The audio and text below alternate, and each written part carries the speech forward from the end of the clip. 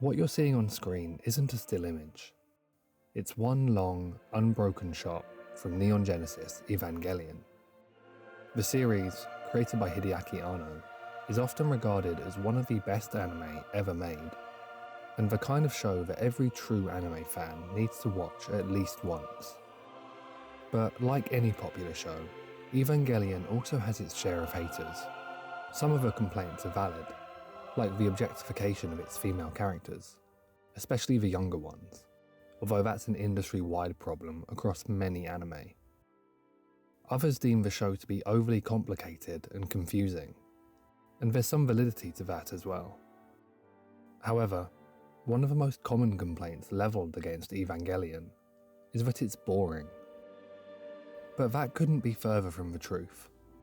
And it's shots like this one, the one that's still going on in the background, that prove it.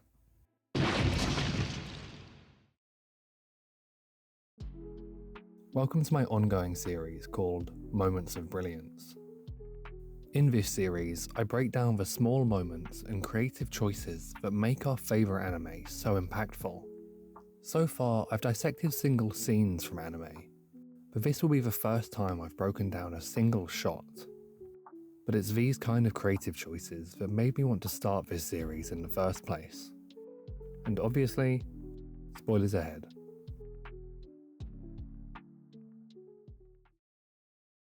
The shot you just saw comes from episode 24, titled The Beginning and the End. In the episode, Nerve is awaiting the final angel, and Shinji meets a young boy named Kaworu, who happens to be the fifth children. Coincidentally, they're one and the same, and after forming the strongest friendship he's ever had with Kaworu, Shinji is forced to kill him to save mankind.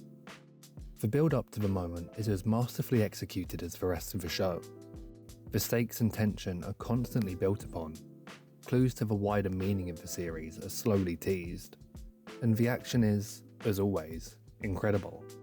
But unlike the other angel deaths, we don't get a giant explosion with a crucifix lighting the sky. This kill is far more personal and scarring for Shinji. So, to emphasize that message to the audience, all we see is this.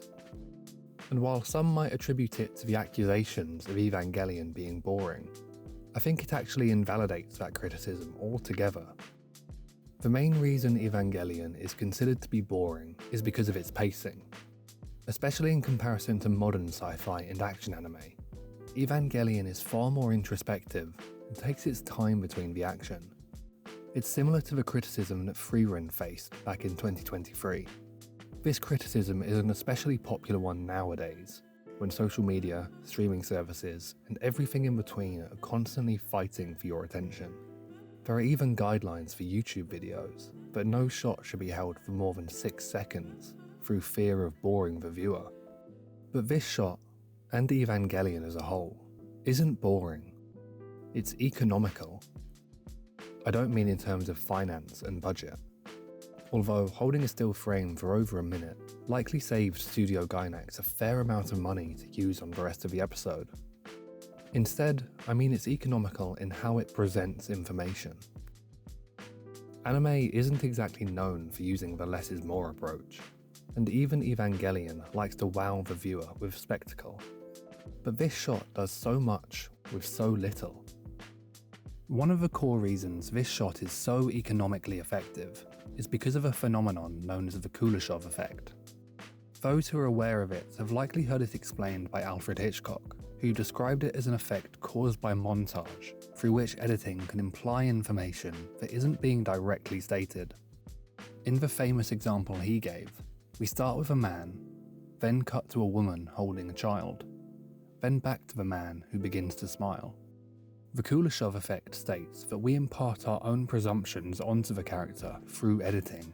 In this instance, we assume the man is kind and friendly. But if a woman holding the child was swapped with a woman sunbathing in a bikini, with the same establishing and reaction shots, then it implies something completely different about the man. This simplified application is used constantly throughout almost every anime you watch, but there are many more factors at play than just the 3 shots. For instance, if a first example were to take place in a slasher film, through our knowledge of the genre, our presumptions about the man's intentions would be wildly different. Or, in the second example, if we had previously learned that the man was gay, his smile after seeing the woman sunbathing could imply something else entirely. Again, the Kuleshov effect at this level is used in almost every form of media you consume, from anime to adverts. But what makes the shot in Evangelion so masterful is how it uses the effect in past instances to subvert it in this shot. Hideaki Anno edited many scenes in past episodes with this effect in mind. We already know that Shinji is struggling to reconcile his responsibilities as an EVA pilot and the torment it's putting on his mind and body. That context makes the Kuleshov effect so powerful in these silent stares between Shinji and his father. The editing even employs this effect within the scene itself, like when Shinji first grabs Kaworu in the hand of his EVA. We see Kaworu looking up at the purple mech, before cutting to Shinji's grief-filled reaction within the cockpit. Kaworu's death could have easily used the effect in a similar manner, by showing Kaworu dead in the EVA's hand, and Shinji looking heartbroken within. But because of how the effect was used in the build-up to the shot, and because of a pre-established context, Evangelion doesn't need to edit it that way. In fact, it doesn't need to do anything at all, because it's making the audience do it themselves.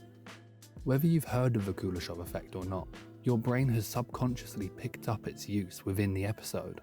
So, during this long-held shot, you're subconsciously filling in the blanks with your own mental editing of Shinji's reaction to knowing he has to kill Kaworu. We don't need any shot of Shinji, or even any audio of his anger, just some classical music and a still frame. It's less is more storytelling at its finest. It's all well and good having technical editing that can subvert long-standing editing formulas, but it's useless if that editing doesn't actually serve the story. So why is this shot choice so effective? And how does it better place us in Shinji's emotional state? Well, for the answer, we surprisingly have to look at horror movies.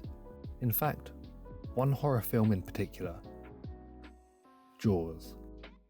I know that Jaws is far from your typical modern, or even classic horror film, but it still evokes the same emotions as a horror movie, those being fear, dread, and terror. The story of Jaws' mechanical sharks is part of Hollywood legend by this point. Steven Spielberg had 3 mechanical sharks for the film, all of which malfunctioned. So, with the budget running out, he had to resort to guerrilla filmmaking, and shot a shark attack movie almost entirely without the sharks.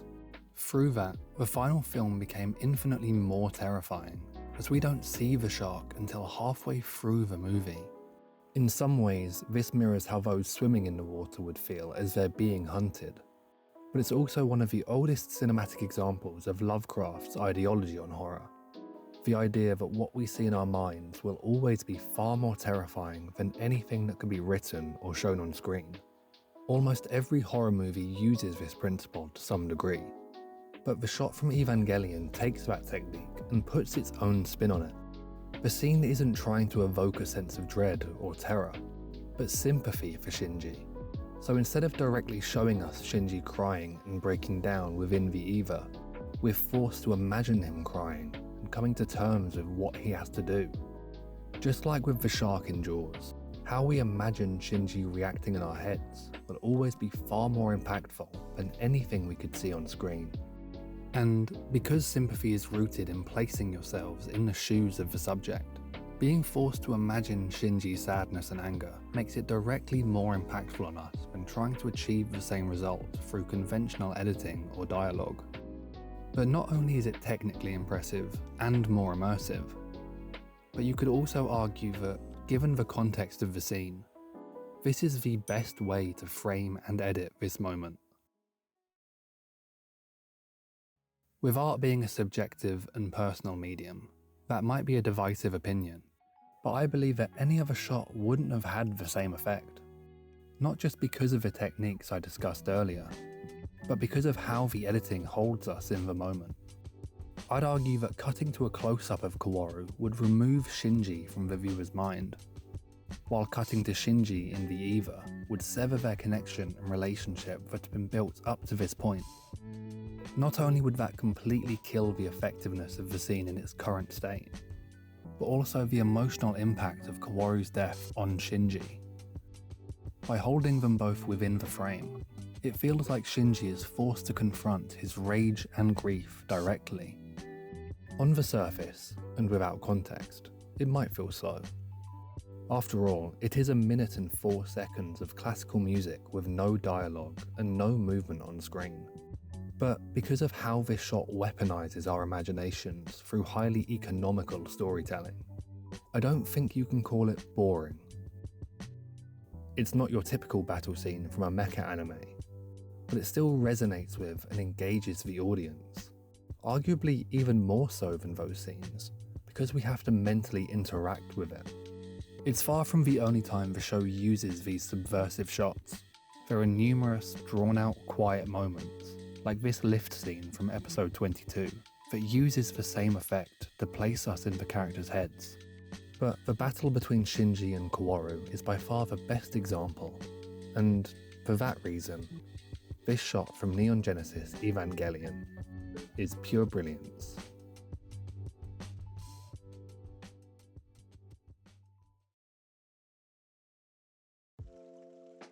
Thanks for staying until the end of the video.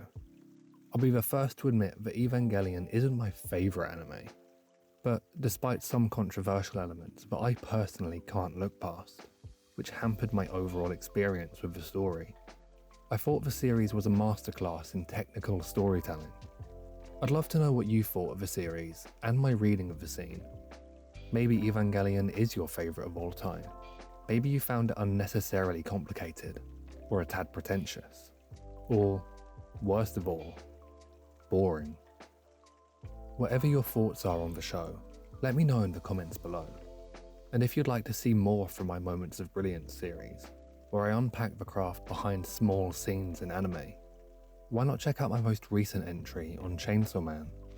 Or, if you want something a bit longer and bigger in scope, I recently released a deep dive into Vinland Saga's redemption arc. Either way, thank you.